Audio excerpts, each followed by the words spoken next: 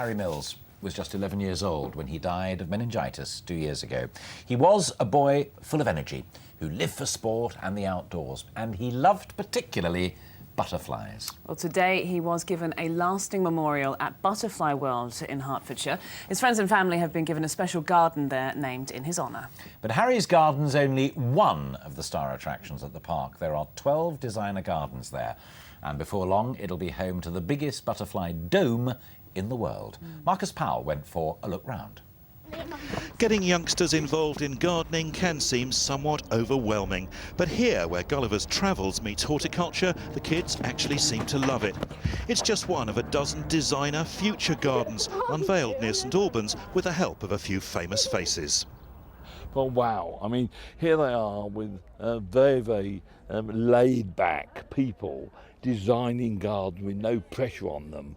And everyone is magic. I mean, you know, some people will hate, other people will. This one, look at all the wood in there. I mean, and we've got the birch trees. That was the first trees to come back into this landscape 10,000 years ago at the end of the Ice Age, you know. And each one tells a different story. The gardens contain the weird and the wonderful, but mostly it remains a building site and just a taste of things to come. A multi-million-pound Butterfly World project is planned, but that won't be here until 2012. So for now it's just the temporary gardens, which cost £25,000 apiece and will be in place for just 4 months.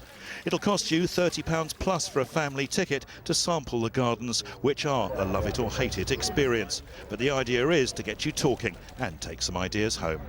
It's so exciting. A year ago we were standing in a muddy field digging that first clod of earth, sitting on a digger and now arriving this morning I was just overwhelmed. It's breathtaking, this project. For the Mills family from Marlow, a garden in memory of their son Harry, who died from meningitis, aged just 11. His garden is full of reminders of his sporting past and with flowers grown by his school friends who've helped raise £86,000 for charity in his memory. Fern, the garden designer, has been very clever. She's got lots and lots of sporting references, and some are obvious, like the rugby posts and the tennis nets and things like this. But there are also more sort of subtle ones in the choice of flowers. She's got sort of some red and white flowers, which are Arsenal colours, one of his favourite football teams, and so on. Well, this gives an impression of the future, the image of a giant butterfly laid out across the ground, and it will become the centrepiece of this £27 million project. But it'll take a couple of years before an enormous glass dome is erected right across this area. That'll house 10,000 butterflies, the biggest butterfly dome in the world. There'll also be lots of other animals, sort of like the Eden project with wildlife.